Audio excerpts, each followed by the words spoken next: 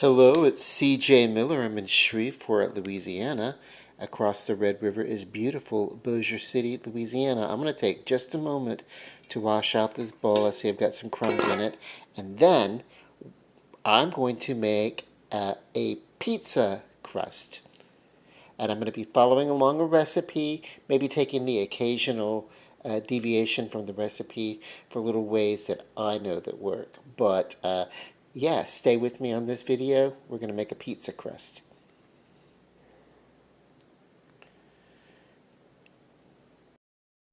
Haha. Oh, and I'm also going to be using a device that I don't normally use to make the recording, so it's going to come off, the quality of the recording is going to be a little different. So sorry about that, but I'm using my phone to help me with this recipe. The phone that I normally would record with. So, yay. I'm so like non-studio prepared. I'm very casual. Okay, and so firstly, I've got to proof the yeast. I want this to be good. This is a really good warm temperature. It's almost hot. They say lukewarm for proofing a yeast. If it's a little too hot, you can, that's a little too hot. If it's a little too hot, you could kill the yeast. So what I'm going to do, because this was a microwaved water, it's very hot, I'm going to pour out just a little bit of this and add just a touch of cool water, and I'm going to balance this temperature. I'm going to temper it. Okay, so this is about right. I should be able to take my finger, dip it in the warm water, and it should be lukewarm, warmish, or whatever. It should be, not quite as hot as your most comfortable hot bath, but yeah. And then what we're going to do is approximately a tablespoon of yeast. I like a more yeasty bread. Let's see. Let me check this recipe to make sure. Let's see. Blah, blah, blah, blah, blah. Blah, blah, blah. Oh my God. You know what I really hate about looking at recipes online is they give you an entire hang. Yeah, so I had a phone call come in and that interrupted me. So I had to like reset the water. But anyway, I'm going to take maybe about just roughly a tablespoon, not even like a proper measurement, because I like to go a little bit heavier. We're aiming for about, let's see, the recipe, I'm going to double this.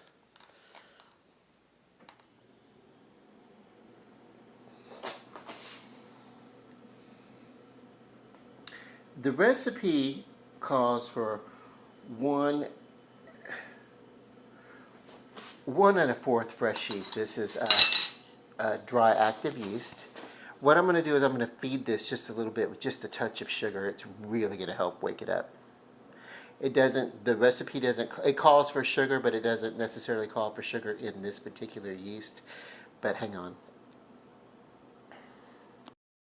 So from this bag, I just loosely poured in probably about a tablespoon, roughly. I eyeballed it. It doesn't have to be particular. It doesn't have to be, at this point, not very precise. The worst that would happen is that we get extra rise in this pizza dough that we're making. I want to stir this in till it's very dissolved. And then we want this to, and I see it's clumpy, but we're going to fold all this in. Those clumps really aren't going to matter anyway. We want to, and I hope I didn't scald the yeast, but that's why I added a little bit of extra yeast just in case. But what we want to do is we want to get this really good and dissolved, and then we're actually going to just have to let this sit for about 5 minutes. And we're going to have to let this yeast feed on the sugars and kind of wake up, you know. This is called proofing the yeast. It's one of the most important parts in using like a yeast bread. Now you can use a quick yeast, which does not require proofing, but I end up always proofing it anyway. You can see, just as we're talking, there's, the bubbling that's starting to foam. So, let me just pause this video. I'm going to come back in just a couple of minutes. I don't even think it'll take a full 5 minutes. 2 or 3 minutes will probably get us ready for the next step. Look at this yeast waking up. So look how thick and foamy this is getting just in like just a moment or so. I did add the sugar. It says here to put the yeast in the water, let it, let's see, I'm going to kind of follow along with it, the directions for you. Using a small bowl, this cup here, dissolve the yeast in the lukewarm water. Stir until the yeast is completely dissolved. And then next, add a little bit of 1/2 of the olive oil, the salt, and the sugar until the salt and sugar are dissolved. So the salt and the oil I'm going to add now. I'm not using olive oil. I'm using a vegetable oil. I just don't have olive oil on hand, but a vegetable oil will work for this quite as well. Roughly a teaspoon of salt.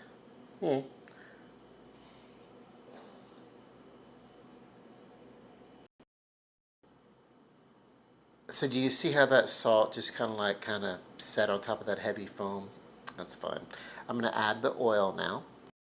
And I'm going to drizzle in roughly, doesn't have to be perfect, but it should be close, about 1/6 of a cup of oil. And I'm going to maybe slightly back off because this is not olive oil, it's vegetable oil. So maybe just a little. I'd rather go a little less this time. I can always add more if I need to. So as we see here, in just a matter of minutes, this yeast has expanded and doubled, really. It's higher than the highest measurement on this 2 cup of a measurement. So we're ready to proceed. Here I have measured out 3.5 cups of all-purpose flour. You can use what kind of flour that you like.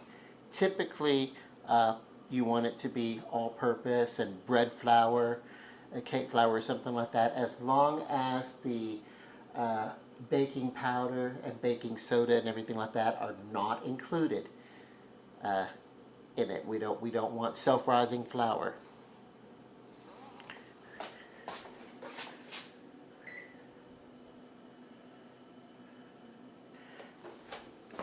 Sorry, I had to run over and press a button. But yeah, so 3.5 cups. And I do find that the store brand, I use a good, it's great value. But a store brand, typically, of this all-purpose flour, the store brand typically has a little bit more proteins. They allow for more glutens. I don't know how that works, but for me, it's just I've researched and read, and you know, it's a quality of flour that's a little bit higher than some of the name brands of the all-purpose flour. And then there are, of course, these specialty flours, you know, that you can look and they'll let you know, hey, this is, you know, got this particular protein is up to like 10 or 11 or something like that, so it's going to give you more. This is on the lower end of the all-purpose flour. You're going to get maybe like 8 or 9 proteins. This kind of meets in that middle. You know, it works well for me. I don't know. Great value flour works quite well for most of my baking needs. I didn't even need to sieve this. You can sieve it if you want to, whatever. Let's look at this right here. That look, it really has proved very well. So I take this. I'm just going to put that in the sink there. I think I'm done with that. I'm going to check my instructions. This is the first time I'm using this recipe, so you get to follow with me. Lucky you guys. Okay, so we empty this.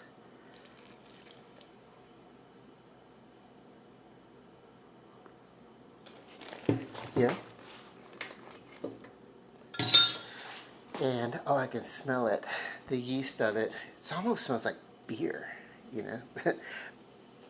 And yeah, poor little alcoholic me is like, yay, it's beer, you know. Um, but I don't drink anymore. And then what I'm going to do is I'm going to stir this with the spoon. When it gets a little thick, I'm going to start kneading it with my hands. And if I need to add a little bit more water for the moisture, or if I need to add a little bit more oil, or if I need to, you know, that's what it suggests, add more oil if I need to, you know. But half of the oil, I put in a drizzle of about, let's see, the oil was looking for 1 cup of the oil total, and I'm to save half of that oil for rubbing on the outside when it's finished. So let me get into really getting up on this bread, and I'm going to put the phone down so I can get in there with my hands and knead it if I need to, dusting my hands with my very clean hands with a little bit of flour. But after I turn this phone off, I'm going to go over and wash my hand real quick because I've been touching this phone. Even though this is all going to get baked, I'm still all about some sanitary practices, and as well you should be too. Okay, so this dough is looking good. There's a little flour left, but basically just by stretching and folding, I'm incorporating more and more of the flour. If it gets, and punch it down, and if it gets, you know, too, if it gets too dry, I add a little bit more oil if I want to. I think I'm going to add just a touch more oil. Most of this flour has been pulled into the dough by now. I like it. I will tell you this. I will tell you that I've added about a tablespoon of oil, and I'm about to add just about another teaspoon just to kind of moisten it up. I do know that a pizza dough should be somewhat moist. Okay, so I have worked this dough into a ball. I'm going to maybe kind of let it rest here for 30 minutes, it says. I'm probably going to let it go a little longer. I'm probably going to let it proof pretty well. And then it says when the dough has about doubled in size, that's what we're looking for. Remove it from the bowl using a cookie spoon or my hands or whatever, and place on a floured surface. The dough should have lots of bubbles and feel sticky. So if we've done this first dough, then we know what we're looking for. And now's the part where I go looking for any kind of pictures. Okay.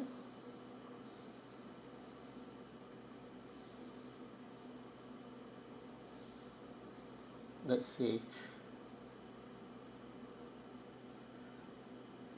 30 minutes, and when the dough has about doubled in size, remove it from the bowl and use a cooking spoon or hands to place on a floured surface. The dough should have lots of blah, blah, blah, blah, blah, blah. And a little more flour if too sticky, or olive oil if too dry. I think this is about right, but I want it to rise. So, yeah, I'm just going to cover it with this plastic wrap, and we'll see what's up. And yes, I can observe it's actually starting to rise even as I'm watching it. And it's only been a few seconds, but I'm going to give you a tip to accelerate the rising. Slightly warm your oven. Not very warm at all, just enough to really make sure that it's not room temperature chill. We want to get it kind of warm. So maybe halfway preheat your oven, half-ass preheat it or something like that. Just enough to make sure it's warm, and then we're going to turn the oven light on.